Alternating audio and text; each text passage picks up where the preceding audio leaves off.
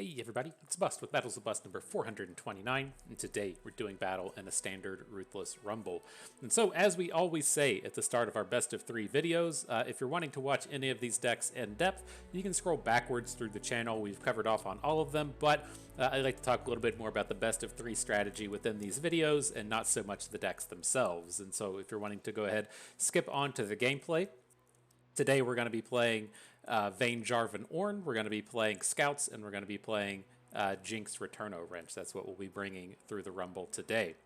And so, yeah, onto the Ruthless Rumble itself. I'm always excited to have this best of 3 season hit. The Runeterra Open will be here in about a week, and I think the Ruthless Rumbles tend to be the the real event. As we run through these Rumbles in the past, it feels much more like you're running through the second day of a Runeterra Open as opposed to actually dealing with that first day itself. And so we'll see how the competition stacks up. I've been more commonly dealing with Worlds competitors than the than the lower ranked ladder players as we battle through these, and so we'll see how this goes. But the big thing to note for the Ruthless Rumbles, if you are trying to get those 2 buys for the upcoming Runeterra Open, this is the big way to do it.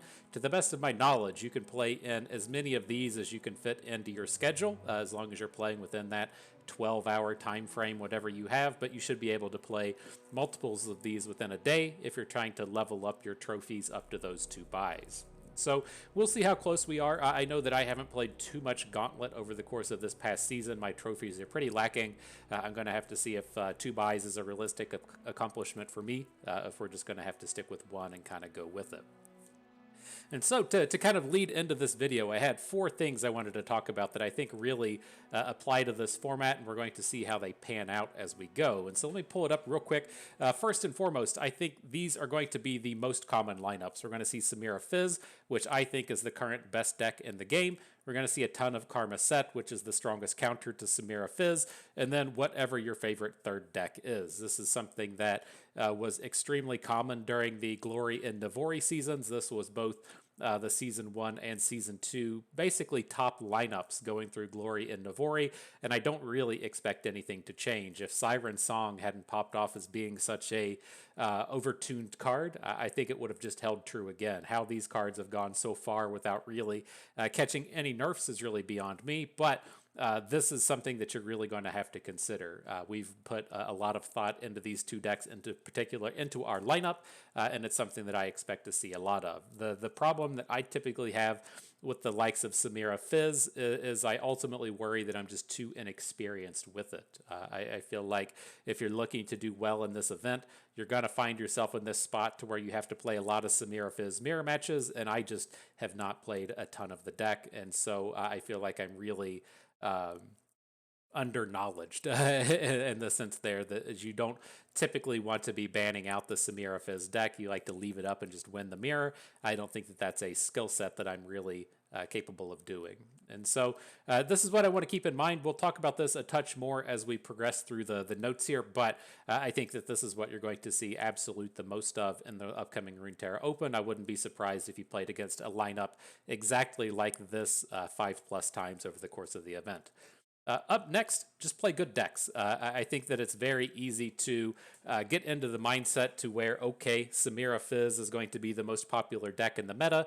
I'm going to really come out and design a lineup that's set to pick on Samira Fizz. And I just don't think that that ever really works out. I think it's okay to just play good decks that get tuned a little bit with your certain specific matchups in mind, but I think that Samira Fizz won't turn up in the amount of density that you need for it to really be a great idea to try and counter that specific thing. If you're talking about the previous meta and countering Siren Song, then sure, go for that. Like Siren Song was going to be so played across the board that that's probably a fairly safe play. But like we mentioned in the previous section, if you play against Samira Fizz and Karma Set like 5 or 6 times throughout the course of the Open, you're going to end up losing to it a few times along the way, right? Because you're not like an 80, 90, 100% favorite against the deck. And then you are going to have 4 or 5 matches to where it just doesn't turn up. And so you can't put yourself in that spot to where you go into a match and say, whoops, the deck I'm trying to 2-0 isn't here, and now I'm just going to lose. And so I like to really not get too crazy with the lineup. Just come out and play good decks, things that are tried and true, things that aren't really focusing in on one particular piece of the meta and things that aren't super polarized in their matchups. And so that's one of my big recommendations. I feel like all of our decks do that. Up next, I think you have to worry a little bit if you're going to come into this meta trying to play big spells. We are playing Champion Strength in our lineup. We are playing Buried in Ice in our lineup, but we aren't playing decks that particularly have to have those spells pop off to win the game. And so as we've really seen the rise of some of these decks like the Jin Bandle City decks and the Avenging Vastaya running all across the place. You have the likes of Heimerdinger Jayce now moving into PNZ or moving into Ionia for denies. There's just going to be counter spells all across the course of the format, and then with that Heimerdinger Jayce deck becoming so big now, having the counter spells onto their 6th cost spell can be such a game breaker as it is. I just don't really want to rely on them, and so I think it's okay to play lineups that are counting on big spells being good. Again, I think it's okay to play Champion Strength and Buried in Ice, but I don't feel like I really want to play triple Champion Strength in this style of event. That's probably what we're going to do in our next video, but I don't think that that is a particularly good idea for this upcoming meta. Last but not least, consideration of the decks we're playing today. Again, we're going to be playing Vayne, Jarvan, Ornn. We're going to, that's a mouthful right there. We're going to be playing Jinx, Bandle City with the Returno Wrenches, and then we're going to be playing Scouts. What I have lined out here is the kind of ban plan we have for this thing. And so, again, the way I kind of look at this, all our decks are fine against Samira Fizz. All our decks are fine against Karma Set. Those matchups should be in our favor. And if our opponent's just better than us, then it shouldn't be in a spot to where we're just getting completely overwhelmed in those matches. I think all of those are completely fine. The next space I look to is the decks that are always a problem are Nora decks, and then things like Alawi Swain. Alawi Swain is a very popular control deck right now. We run into these like weird problems with Alawi Swain where like Jarvan can't actually challenge down a Swain, and that's super fucking annoying. They have the heavy metals throughout the course of their deck, which are quite good against our Vayne Jarvan and quite good against our Returno Wrench deck. And all around has a lot of single target removal in it between Disintegrates and Scorched Earth style cards that can come in and take down an Ornn. And so I'm not super excited about playing against Alawi Swain. I typically look in these lineups to just ban whatever the Nora deck is, but I think this is an event to where we're going to look to ban out Alawi Swain. Up next after that is the Nora decks. That's just kind of Nora in general. I don't typically mean Nora decks in the sense of whatever they're doing now with Warden of the Tribes, right? I typically talk about Nora decks as like Nora Swain, Nora Lord Broadmane decks, Nora Vhagar, those really control-heavy Nora decks that are just trying to flood the board until they can stall into the late game. Those are the ones that give all of our decks problems. And so if Alawi Swain isn't here, that's what we're going to look to ban next. Up next after that is the Teemo Sump Monument deck. I don't think it's a terrible matchup, but this is one that's just kind of here for my sanity. I really hate playing against Sump Monument. I hate that card with a passion. It makes my blood boil as soon as it hits the board. And so that's what we're looking to take down after that. And then the random SI removal deck would just be whatever is kind of left over. If somebody's feeling crazy and wanting to play Nasus Vhagar or Nasus Senna, by all means, if it's this far down the list, we'll take it away.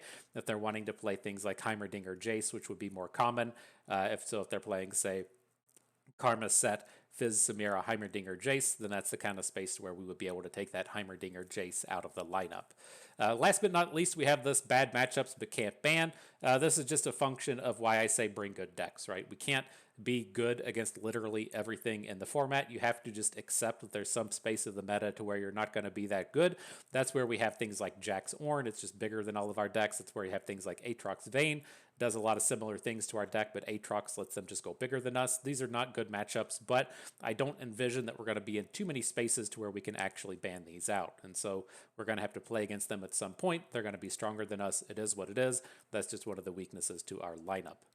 And so to bring our lineup up just for a moment, again, we've played all of these decks in the past. Vayne Jarvan Ornn is a deck that I am pretty fond of. We played this in Eternal and took it to the top 8 of the Eternal Open, and I've just always been a big fan of this style of deck. The big addition to this deck out of the new set, or I should say out of the balance patch, is the Glacial Saurion. It's another fantastic target for a Cataclysm that can let us close out some games with the Overwhelm, and then it also just gives us a little bit of card draw as we go into the late game. Here, we do have a slightly different mix of champions. We typically bring this kind of lineup with Jax Ornn being in the mix, and so we can't actually include Ornn in this deck. But with Ornn being open, I feel fairly comfortable in bringing him in with this.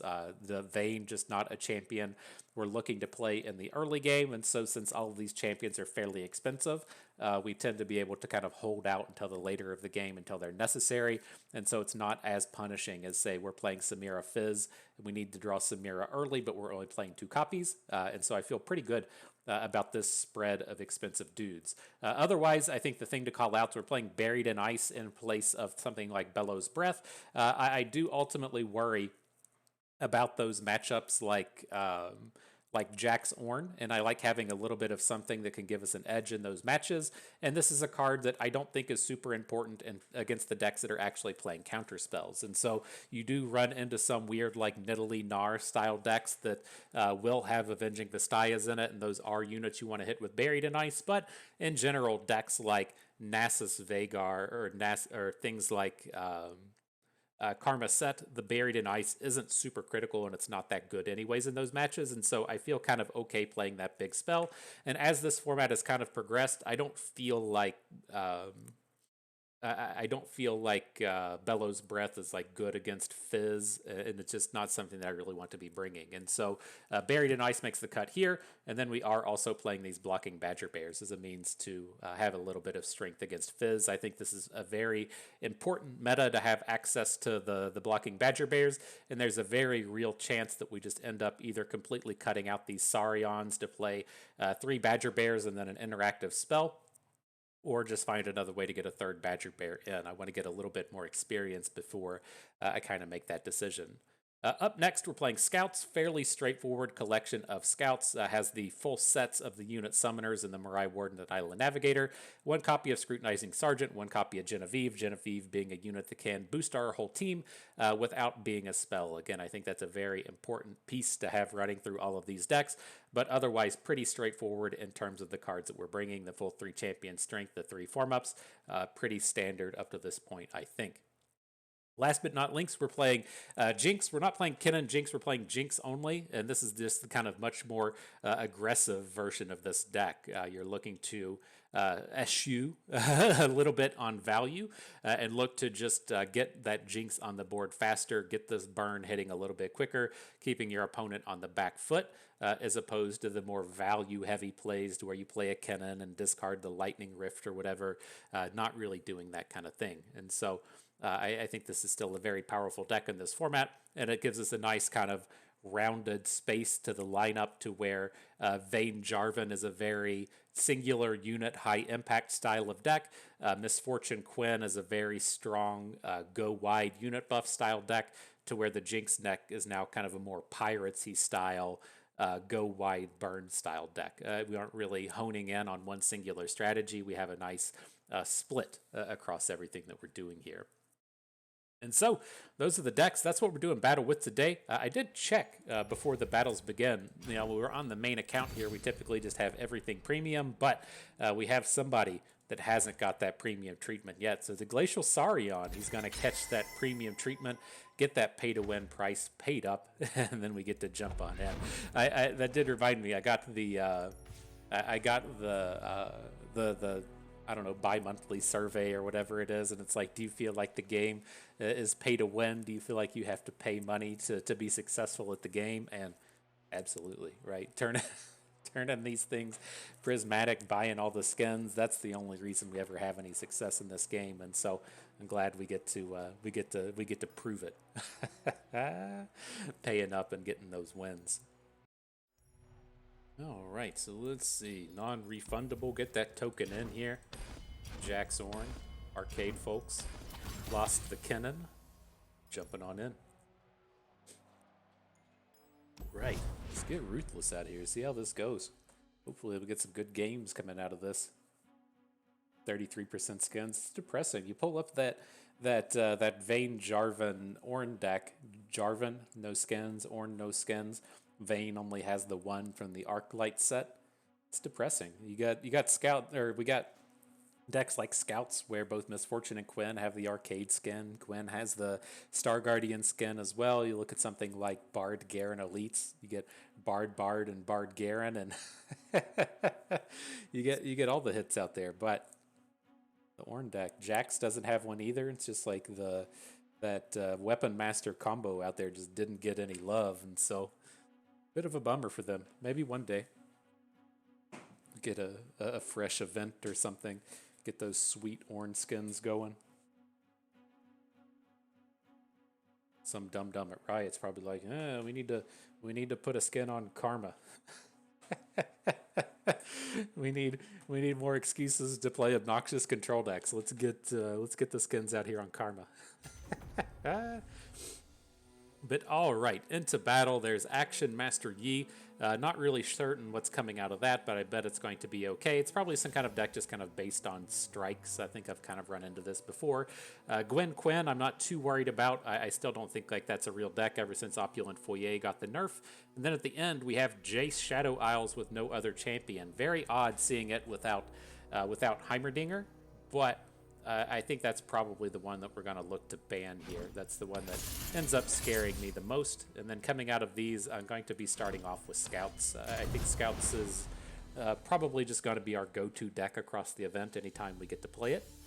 So let's see what it does. Look at that. Arcade Quinn, Arcade Misfortune on the arcade board. Take notes, Ornn. Take notes. All right, but that start was not very good. Double champion strength, just a little bit too expensive to hang on to. It certainly wants to be a part of our day, though. Coming right back up to the party. Let's see what kind of start the opponent gets here. We don't have a incredibly powerful start. The Durandi Sculptor into the blocking Badger Bear is kind of slow, but I don't think it's that bad at the end of the day. If he comes in with the Redeemed Prodigy, I'm going to go ahead and stop it. We're on the back foot here. This is very odd. As a start for Scouts, you're typically the one that has more units on the board. And I think if this game just kind of progresses a little bit, we'll at least be okay. Just can't let him come in and just keep getting more and more value off of his... more and more value off of his Halloweds. Now with this, not a whole lot of reason to attack into this board. Just gonna strengthen up his Halloweds, increase the strength of any unit he plays from this point forward, and we're not gonna really get any value out of that attack. I really want to be building up a board, getting a bunch of dudes down so that we can then come in and play champion strength. And so I feel fairly safe having it come together like this. The Quinn bird is kind of annoying. It is going to be big enough to try and challenge down our Misfortune, but it shouldn't be enough to get the kill onto her.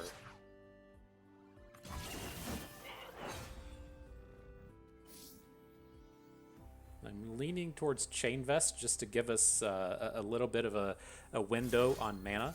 Now, if we pick up Island Navigator or something next turn, we can still have the mana to play Form Up. Just gives us a little bit more opportunity to do something with our mana next turn.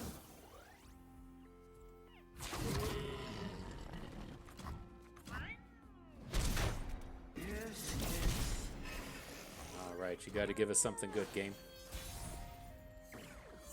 Shell Shocker, you're not quite not quite what I was shooting for. We should still be good to attack here, though. Now we have the Misfortune ping in the face of 2 1-health units, so that's pretty decent in that sense. And now we have a good blocker in the Shell Shocker for next turn. So let's see how that goes. We could come in and drop a champion strength this turn if we really wanted to, but I think that's not really on the table. I prefer to save up the mana for these form-ups. Ideally, next turn we'll be playing Champion Strength, but if that's not on the table, Genevieve should still be good enough.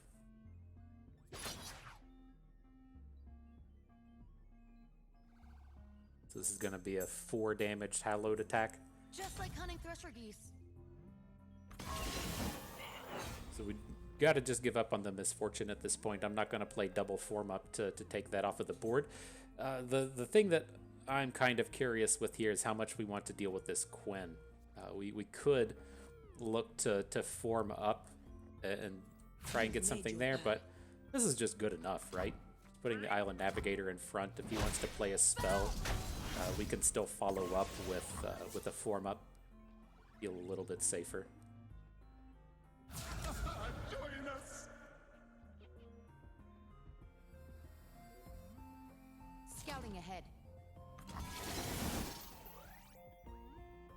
Alright, so we have to get a bunch of blocks in here. This is not particularly ideal. I'm looking at something like this, and then we can form up and block Quinn without losing our unit. I mean, it doesn't feel good. We're gonna get hit with a hate spike or something, I would imagine. Typically like a hate spike on the host down to the butcher, but at least lets a unit survive that way, I think. Having the Shell Shocker around is something.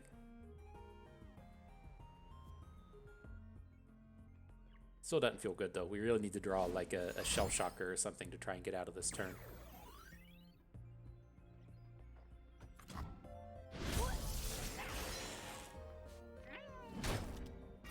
So the big thing with us now is, you know, this Gwen, or the Gwen is pretty scary, but if we say Cataclysms Gwen into one of our units, it's not enough for a lethal at this point. And so we're at least kind of safe there.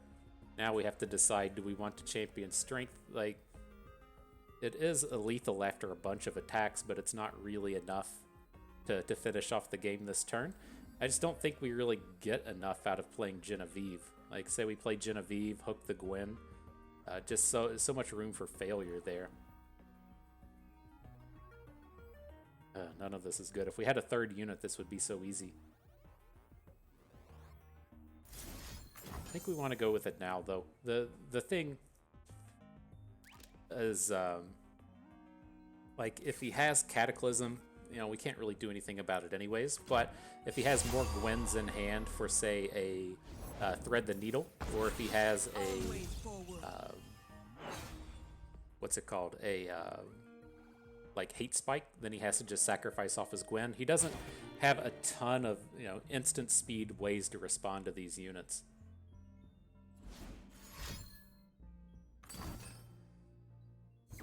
Interesting.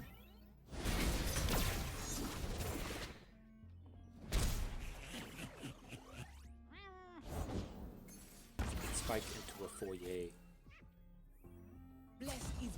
Here comes the squad. Get that 6 damage in or get a block from Gwen. We're still going to have... oh, yeah, we're just going to die to the foyers now, aren't we? Oops. I forgot those units are about to be coming on board. I don't think we have too much to draw here that can get us out of this.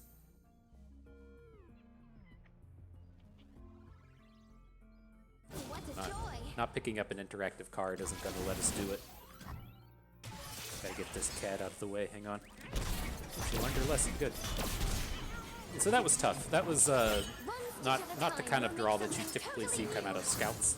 I feel like a single Mirai Warden along the way would have really turned the tide in that game. But it's the way the cookie crumbles sometimes. Let's see if we can't pick on Master Yi. Get into this next round.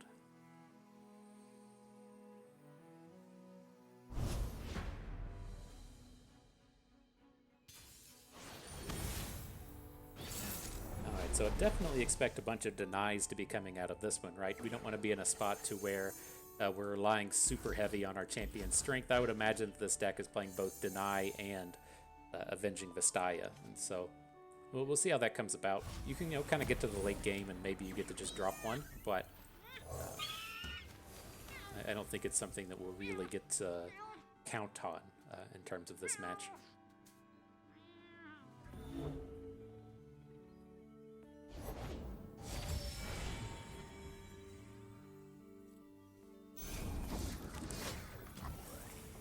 Alright, no real reason to trade here. You know, we don't have a super wide draw, we don't have a lot of Mirai Wardens, and we can find ourselves in a spot to where we might get to, say, challenge down an action, right? And so, you know how it is. I'd much rather trade the Fleet Feather Tracker for action than trade it for a Forsaken Bakai. Alright, dude got some damages in. Start building up this health, see what we can do.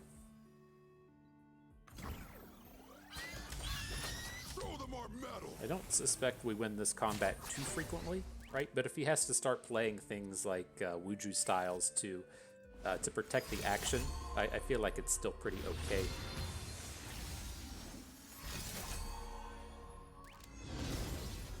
He's proud of that one. Good job with the cupcakes.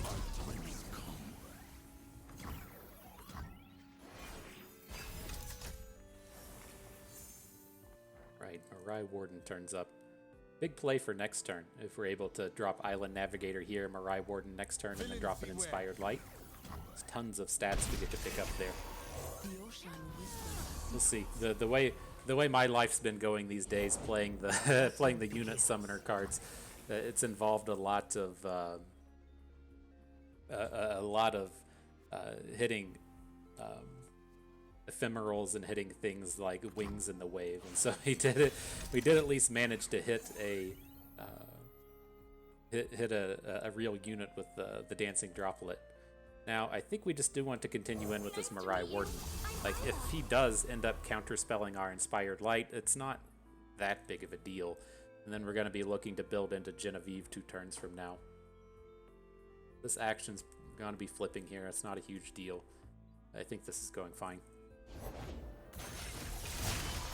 You cannot run from absolution. Going worse. Certainly going worse. That was a pretty good one.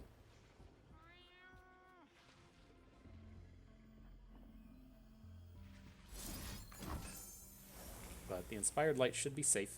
These decks sometimes play stuff like Nopify, and so, you know, that could happen here, but it's out of deny range. There's no Avenging Vestayas here. Good chance it goes through.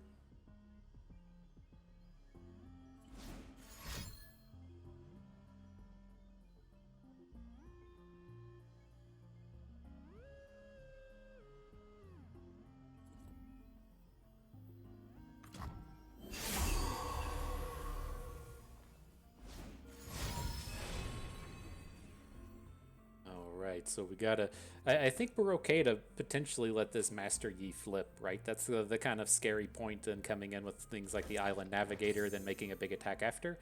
Is Master Yi gets that chance to flip if he gets a bunch of strikes in this turn, but I don't think I'm too worried about his flip and getting this attack thing on the strike. It's like we have so many units on board anyways. This is our way. We can pretty easily refill, even if he gets that free strike in. Does get to do some nasty here though, right? As he gets to load up on those lucky strikes. Turn me to the sea.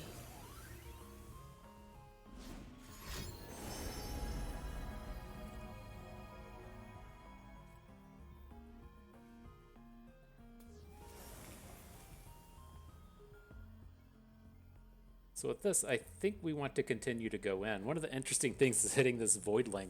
We will get to pick up Challenger on the next turn. Oh, we've already got one Challenger before. I was trying to envision if we were going to be able to flip this Voidling. And I think we have to just kind of call that a maybe. Maybe. I don't want to come in with this right now, but the potential might be there to get a flip on him.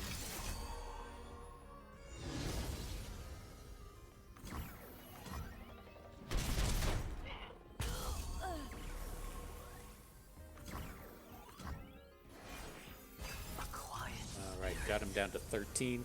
Master Yi's about to start growing. Let's see what we can do. Somewhat awkward draw in the Champion's Strength. Like, we want to play it so bad, but we can't get a completely full board now. Our hand is just a little bit too awkward for that.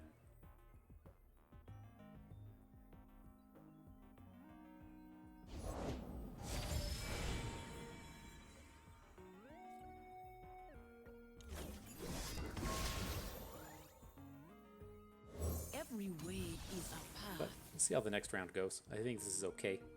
Add in the the scout unit, it gives us the opportunity to potentially switch over to something like for Demacia. I think we're going to lose a couple of units on this attack, right? He's going to play like a grappling hook or something and level up the Master Yi. He's going to attack and strike down our weakest unit. That's all well and good.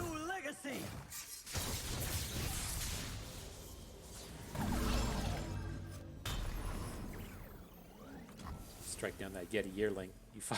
You fought hard, Yeti Yearling. You did the work, but it just wasn't good enough.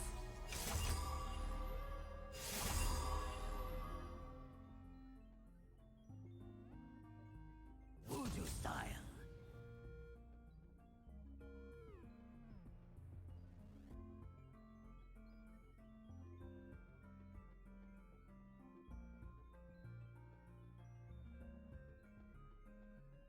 Alpha strike.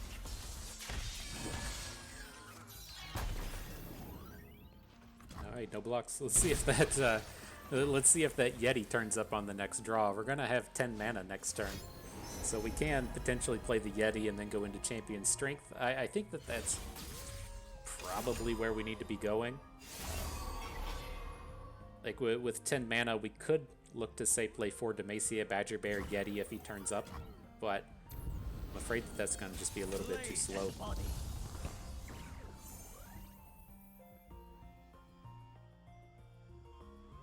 Didn't turn up. Poor guy, you had one job. You had one job. And so the Genevieve isn't going to be safe enough, right? The Genevieve can come in, hook Master Yi, but he's probably going to get the bonus stats off the Sentinel Sword. And so I don't really want to take that route. I'm leaning towards just dropping in the Mirai Warden. And then we'll go for a for Demacia.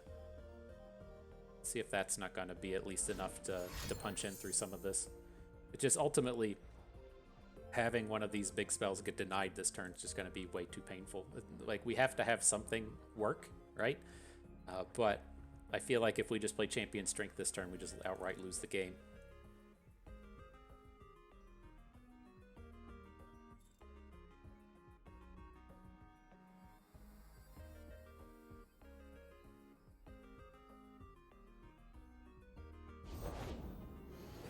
That's not what you want to see. Let's see which one. It should be a fairly easy choice coming in on the 4 Demacia, given that we only have 8 mana, but still drop it in and see. I just have to kind of imagine in this space that it's either going to be a deny or whatever comes out of the Oracle. Like, I can't imagine we get to go into this next turn and play Champion Strength. It's just between having both the Oracle and access to denies and stuff, it's going to be too much.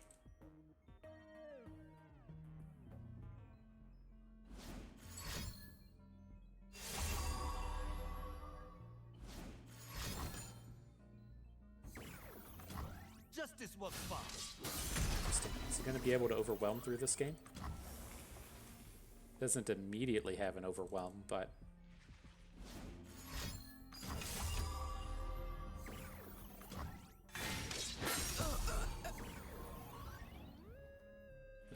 we're just gonna be dead. All right, GG.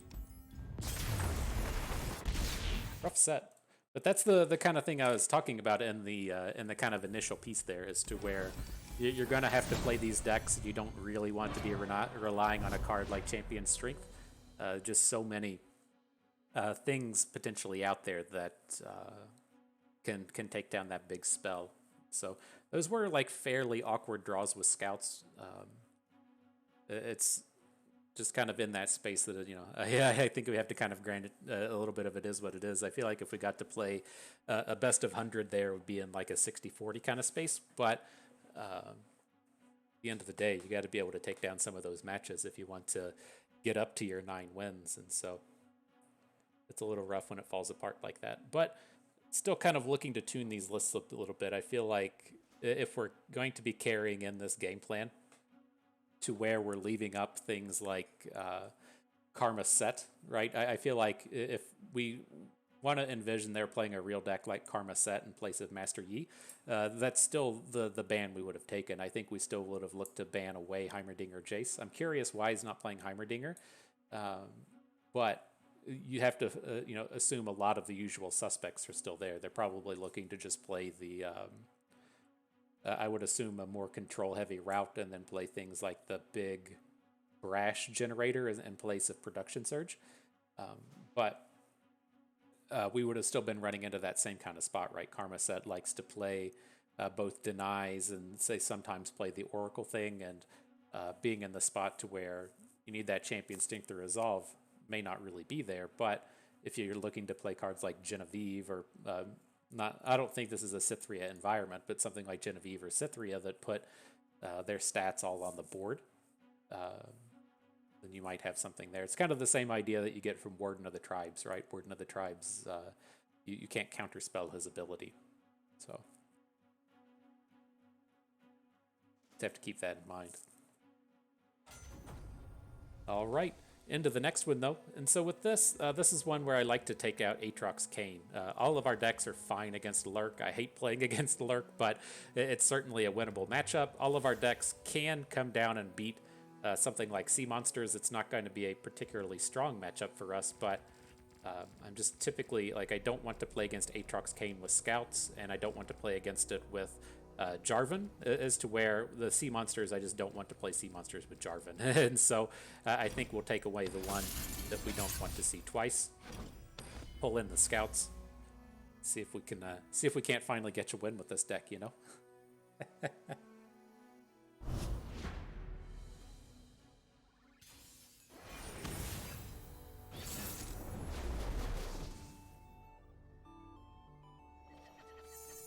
All right, so let's hang on to Misfortune. We're up against we're up against Lurk here, so we do want to find some early game stuff.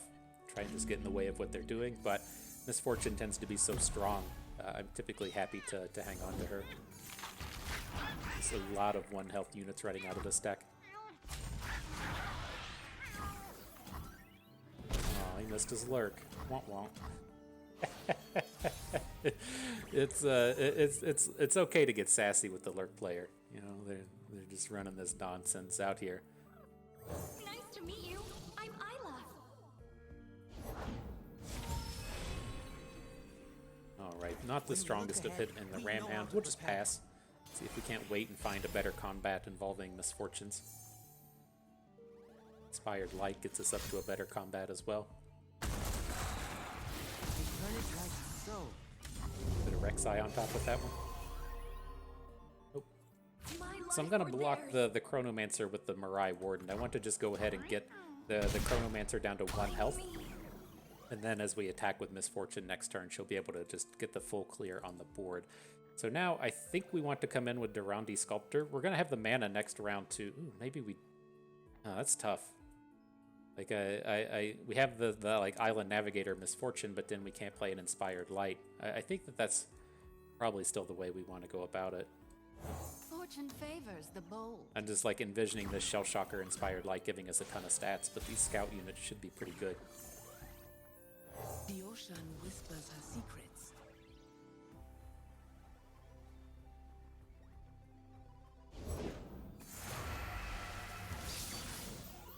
Always forward. Let's leave back the Poro. I'm still envisioning us getting a good bit of value out of these once we add an Inspired Light to the board, or we can just look to champion Strength a couple of turns from now. This is our way. Misfortune should be coming in here, right? You can't actually kill her.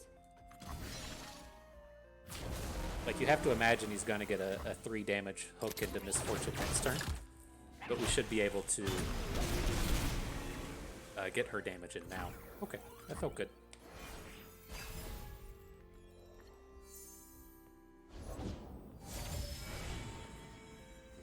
We picked up the form up this round. I was stopping to consider if we wanted to actually be going for the champion Strength this turn, but I don't think we do. I'm leaning towards just, he's gonna hook Misfortune and we can go for the form up.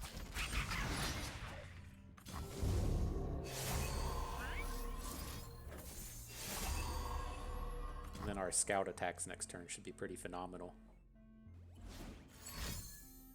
Okay. Still pretty strong.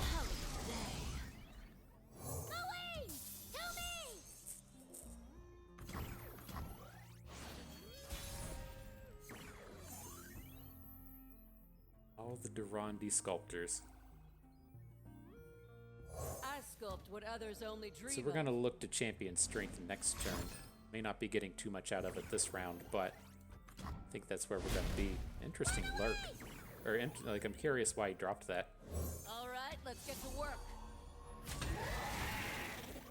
He just missed his Lurk again? Wow. Wow.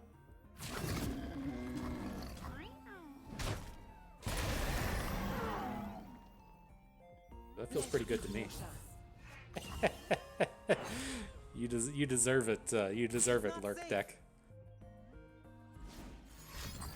And Pike. All right, sure. So it's kind of interesting, right? The thing you have to kind of remember with the champion strength is that it does give us the rally, and as we had the potential to hit with these scout units next turn, you do get the potential for 2 attacks out of those scouts, but a little bit awkward here. I think if we just wait a little bit, we're going to be fine. He's missing both of those lurks is incredibly painful for this deck. Finally hits hits on a Rek'Sai, catches up a little bit. Slight adjustment.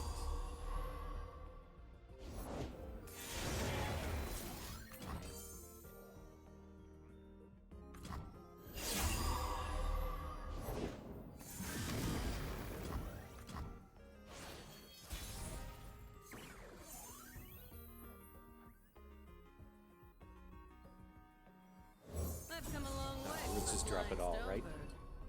Right. I don't think this deck's too keen on playing Rite of Negation, but you know, it could certainly be in the wheelhouse these days. Everybody remembers their times playing against Siren Song, and so they include the Rite of Negations. There it is. So he's only got 1 mana at this point, so we still got to feel a lot better about it. I think we do need to be getting rid of this Pike, and then I think we just let Rek'Sai roll away.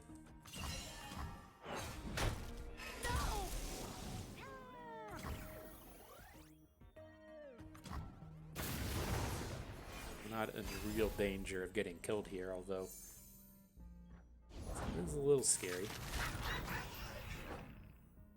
A little reinforcement at the seams. I thought he missed again.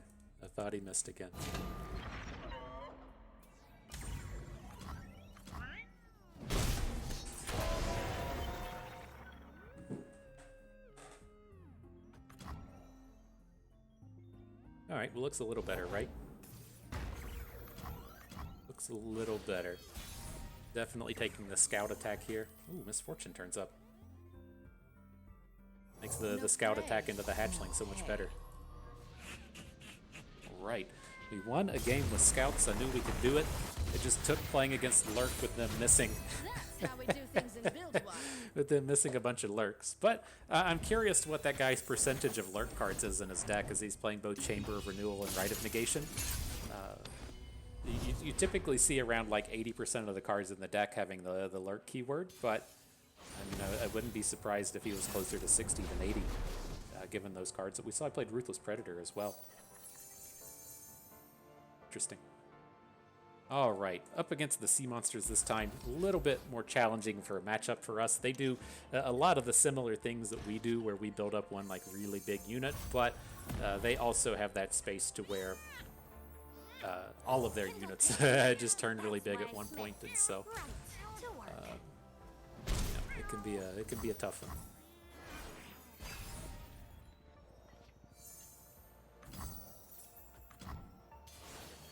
Don't think we want to open here. Kind of a bummer for opponent not having a Sea Scarab, but I think these boards are still okay.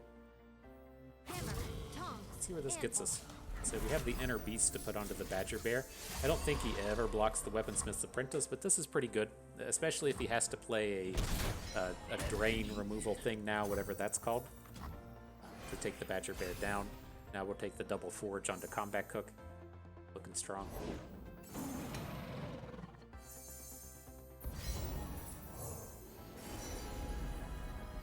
What do you got? Don't really need Pan of Pain in this match.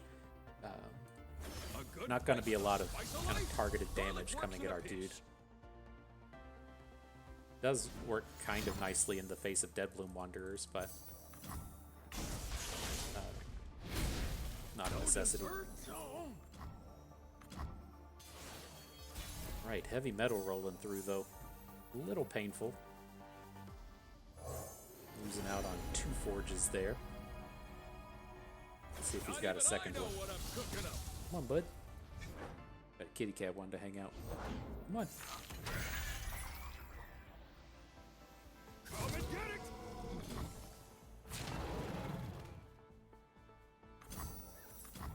Alright, coming in for 4 Sea Scarabs starting to get to work. So what we're going to be looking to do here is we get, you know, like a little bit more opportunity for some big booms, right? And then we're going to have to try and Buried in Ice. I think this is just going to be a big Buried in Ice game.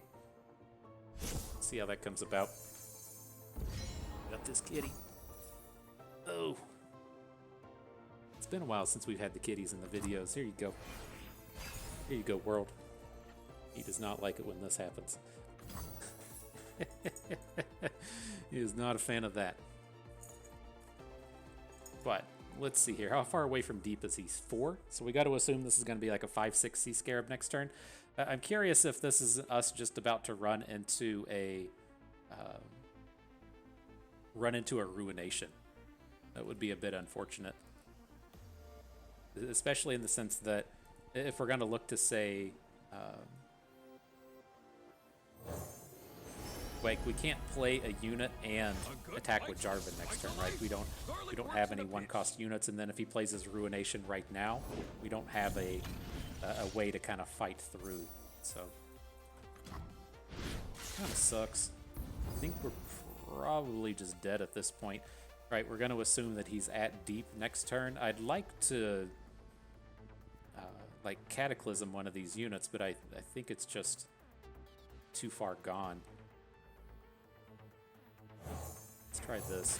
The bummer with the Fish-a-Whack here is it's not enough to survive that 2 damage drain, right? And so what we're looking to do next turn is open attack into, open attack into this board and then have that go on, but not able to do it. But he is out of Devourer of the Depths now. We just saw 2 of those cycle away. You're gonna get burned.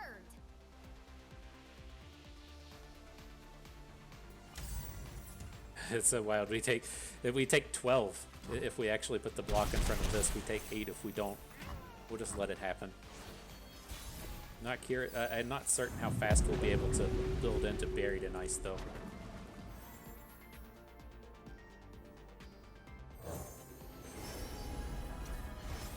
Can't take the no block equipment. We're going to try and Buried in Ice next turn. I don't think we're going to get the timing to do it, but he doesn't have any elusive units on the board, so we might get an opportunity. Is this the one where Ornn comes out of the lake of lava?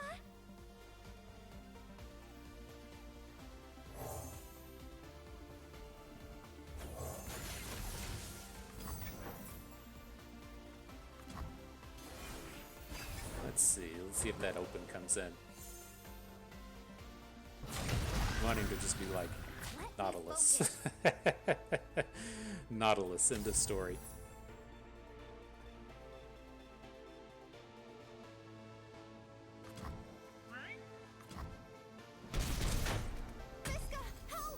Alright, he's played this quite well. We don't have a way to really get this stuff going. I mean, I think there's a couple of different angles we can take. We can look to make, just say, like, a Cataclysm play into the Dreg Dredgers. And then next turn, well, we're not going to get overwhelmed fast enough. Just if we play Buried in Ice, he's going to start playing more cards. Maybe that's okay. The other thing we can do is just play Jarvan now, right? Stand with me, brothers and sisters.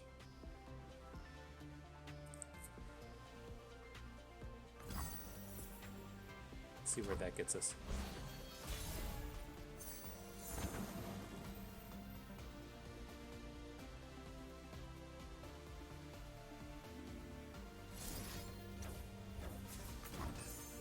didn't hit him with the Vengeance last turn. He just banked a ton of mana. I'm curious where this is actually going.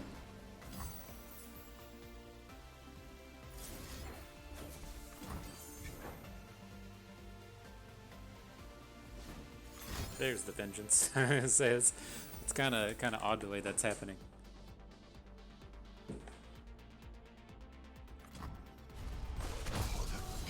Alright, so we have to match him unit for unit at this point or we're just going to die. We didn't take enough blocks on the previous turn.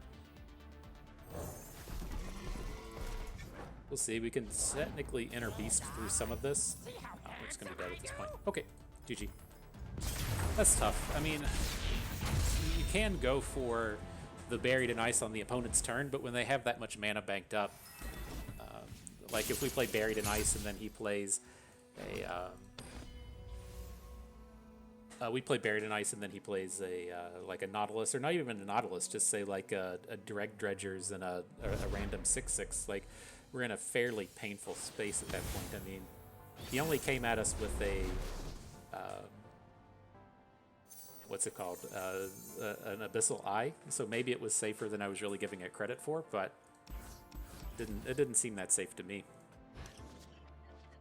But up against Lurk, we got to take a hard mulligan to find some cheap units. Didn't do the best job of it. Vayne, Defector are fine. We don't have a ton of early plays in this anyways, but I was hoping for one of the 7 1s and 2s that we have, just to get a little something on board early. It's okay though. You can do the work, Innovative Blacksmith.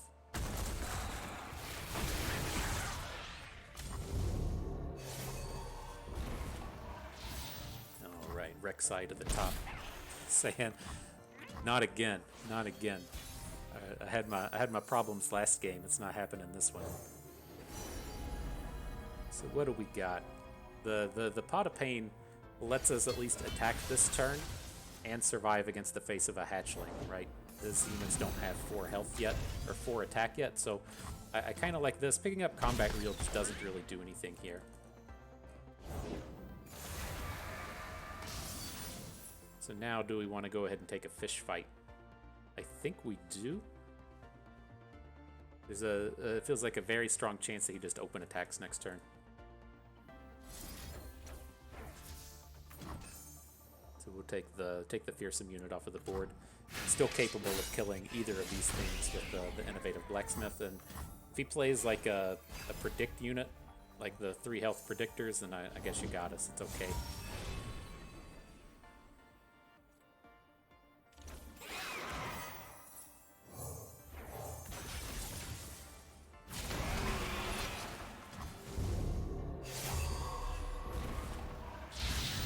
Rek'Sai Part 2. That's happening. So what do we got? I can't take Shepherd's Authority here. That one's way too dangerous. We gotta build up some of our blockers at this point. So where do we want to go? The Ranger Defector we can get on board, but he can't get equipped this round. I think we're just wanting to drop another Combat Cook. Take the heal from him. Gotta take the Combat Reel. And I'm not intending to attack this turn. We'll see what opponent does. Definitely not attacking into the Under Titan. So now we should be facing down a Rek'Sai this next round. I think we're probably just dead at this point. What's this thing do? When you summon a champion, destroy me and give it stats. Yeah, Rek'Sai's definitely coming down. And then we're a mana short of really popping off at this point.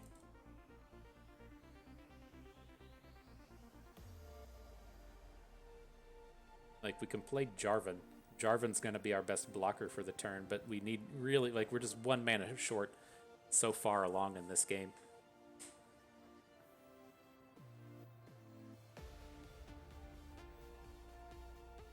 But, I mean, our hand is so expensive, we can't really do anything else. We can assume that we'll get, like, the time to play 1 more card.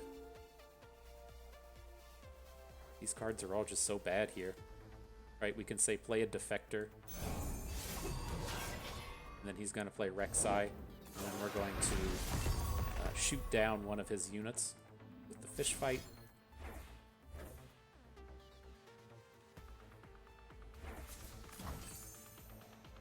And we should just be getting killed by the Overwhelm. I think He's not. He's guaranteed to get +1 attack. There's no telling if he's going to hit a Lurk though. Hit a Lurk.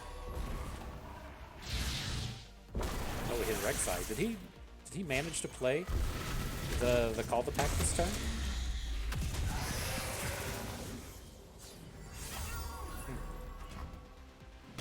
All right, GG's. Oof. Tough set of games. I told you these Ruthless Rumbles are pretty tough in terms of competition. And so we can pull this up, talk about it a little bit more. Certainly not the most successful of runs, but it covered off on a lot of what I think is a necessity to think about in this format, as we were running into these games with scouts and really needing to have the champion strength work. They still think Scouts is a pretty reasonable deck in this meta, but we do need to be doing things like playing more copies of Genevieve, having that space to where we're really counting on champion strength is kind of scary, and having the unit-based way to come in and get those damages in is all quite important. And so that's one of the edits we'll be looking to make. Otherwise, I think I'm still relatively happy with these decks. Running into Lurk, it kind of is what it is. I don't think our matchups against it are terrible, but those rounds didn't go particularly well. And then we got ourselves into some spots otherwise that were a bit painful. And so interesting to see. The Jinx deck got banned out every time. And then I still feel like I would prefer to play something like Vayne as opposed to trying to play Aatrox in here. But that is something that we could also consider playing as well. But nonetheless, good set of games. I had fun with that. I hope you did too. Maybe we'll get more games in the next one. You never know. So that is going to do it for us today. I hope everyone enjoyed the video. Hope maybe you had a good time watching and learned a thing or two along the way. This is Bust and me. Thank you for being here.